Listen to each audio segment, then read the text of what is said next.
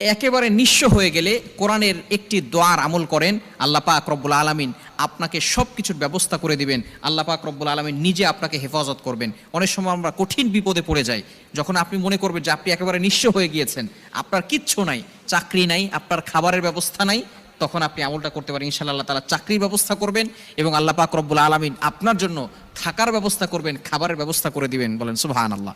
এটা মূসা আলাইহিস সালাম এই আমলটি করেছিলেন। কোরআনের কারিমের ভিতরে চমৎকার একটি আয়াত, এটা আল্লাহ তাআলা কোরআনের ভিতরে কোট করে দিয়েছেন।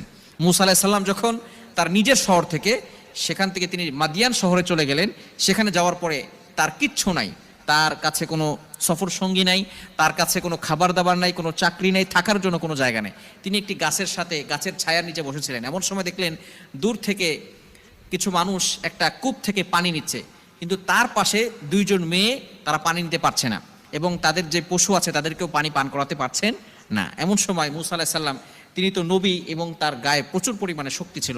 নবীদের গায়ে জান্নাতি যুবকদের 400 যুবকের থেকেও বেশি শক্তি থাকে। মূসা আলাইহিস সালাম তো জলিলুল কদর নবী ছিলেন, রাসূল ছিলেন। মূসা আলাইহিস সালাম সেখান থেকে গেলেন, যাওয়ার পরে সেই মেয়ে দুটিকে কাছে জিজ্ঞেস করলেন, আপনাদের সমস্যা কি? তখন তারা বলতেছে যে এই লোকগুলো পানি নিচ্ছে, যার কারণে আমরা পানি নিতে যাচ্ছি না, কেননা তারা চলে গেলে তারপরে যাব। এবং তারা যখন সেখান থেকে চলে গেল, সেখান থেকে চলে যাওয়ার সময় এই কূপের উপরে ঢাকনা দেওয়া ছিল এবং ঢাকনা উঁচু করার জন্য অনেক মানুষের প্রয়োজন হতো, অনেক শক্তির প্রয়োজন হতো। মূসা আলাইহিস সালাম একাই সেই উপরের ঢাকনাটা সরিয়ে দিয়ে সেখান থেকে তাদেরকে পানি নিতে সাহায্য করেছেন, সহযোগিতা করেছেন। এই সময় মূসা আলাইহিস সালাম এই গাছের নিচে বসে একটা দোয়া করেছিলেন। সেই দোয়াটার কথা হচ্ছে, রব্বি ইন্নী লিমা আনজালতা ইলাইয়া মিন খায়রিন ফাকির।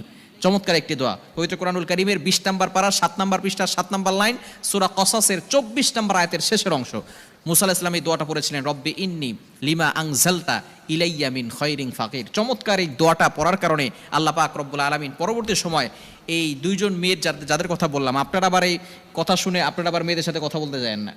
দুইজন মেয়ের কথা শুনে মূসা আলাইহিস সালাম, যখন দুইজন মেয়ে দেখলো যে মূসা আলাইহিস সালামের গায়ে প্রচুর পরিমাণে শক্তি আছে এবং তাদেরকে সাহায্য করেছে, সহযোগিতা করেছেন, তখন এই দুইজন মেয়ে ছিল শোয়েব আলাইহিস সালামের কন্যা।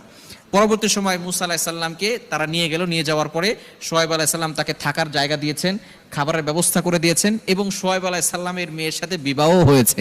সুতরাং বোঝা গেল এই দোয়াটা হচ্ছে এমন একটা দোয়া, যেই দোয়ার কারণে আপনি থাকার জায়গা পাবেন, এমনকি চাকরি ব্যবস্থা হবে, এমনকি বিয়েরও ব্যবস্থা করে দেবেন আল্লাহ পাক রব্বুল আলামিন। এজন্য যারা একেবারে নিঃস্ব হয়ে গিয়েছেন, তারা এই আয়াতের আমলটি করতে পারেন। সূরা কসাসের 24 নম্বর আয়াতের শেষের অংশ, রব্বি ইন্নী লিমা আনজালতা ইলাইয়া মিন খায়রিন ফাকির। এই দোয়াটা যত বেশি পড়বেন, আল্লাহ পাক রব্বুল আলামিন তত বেশি আপনাকে দারিদ্রতা থেকে মুক্ত করবেন এবং সকল ধরনের বিপদ থেকে আল্লাহ পাক রব্বুল আলামিন হেফাজত করবেন। দোয়াটির অর্থ হচ্ছে, রব্বি, হে আমার রব, ইন্নী লিমা আনজালতা ইলাইয়া মিন খায়রিন ফাকির। আপনি আমাকে যে সাহায্য করবেন, সাহায্য আমার উপরে নাজিল করবেন, আমি তার প্রতি মুখাপেক্ষী। অর্থাৎ আপনি আমাকে যেটা দিবেন, আমি তার প্রতি মুখাপেক্ষী অবস্থায় আছি। এটা যদি আপনি আল্লাহর কাছে করতে পারেন, আপনি ফজর নামাজের পরে পড়বেন, 5 ওয়াক্ত নামাজ অবশ্যই পড়বেন। নামাজ পড়লে কিন্তু ফায়দা হবে, নামাজের পরে আপনি এই দোয়াটা বেশি বেশি পড়বেন।